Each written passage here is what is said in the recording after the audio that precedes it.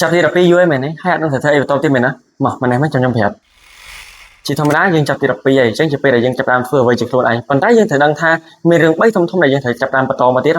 ទី1កុំតន់រកសាកលវិទ្យាល័យប៉ុន្តែត្រូវរកជំនាញសិនជួនកាលនៅពេលដែលយើងចាប់តាមរកសាកលវិទ្យាល័យយើងតាមមតិយើងហ្នឹងមែនអត់យើងអត់ដឹងថាខ្លួនឯងស្រឡាញ់អីផងណាចុះបើសិនជាយើងស្វែងរកជំនាញតាមសាកលវិទ្យាល័យឬមួយក៏យើងចូលតាមសិក្ខាសាលាឬមួយក៏ជាការបង្ហាញរបស់សាកលវិទ្យាល័យមួយចំនួនវាធ្វើឲ្យយើងកាន់តែដឹងបន្ថែមទៀតមែនអត់ជុំមើលតាមសាកលវិទ្យាល័យផ្សេងៗដូចជាសាលាភ្នំពេញសាលាណូតុនឬមួយក៏សាលាផ្សេងៗទៀតក៏ដូចជាសាលាបច្ចេកទេសចំណាយពេលមួយសប្តាហ៍ក្នុងការរៀនសូត្រតាក់ទងជាមួយនឹងជំនាញទីផ្សារអស់នោះហើយចាំយើងសម្រេចចិត្តក្នុងការដាក់ពាក្យចូលរៀនទី2គឺចាប់យកឱកាសការងារភ្លាមៗទោះបីជាឱកាសការងារ internship ឬមួយក៏ volunteer ក៏ដោយក៏យើងអាចស្វែងរកវាបានដែរដោយសារតែពេលខ្លះវាជាបទពិសោធន៍ដ៏ល្អសម្រាប់ការសន្សំនៅពេលដែលយើងចប់សាកលវិទ្យាល័យយើងចូលធ្វើការប្រកបដោយបទពិសោធន៍ការពីយើងនៅរៀននៅសាកលវិទ្យាល័យតែបជាចូលធ្វើការងារផ្សេងក៏បានដែរដូចជាគ្រូបរិញ្ញាឬមួយក៏ barista ក៏អត់បញ្ហាដែរ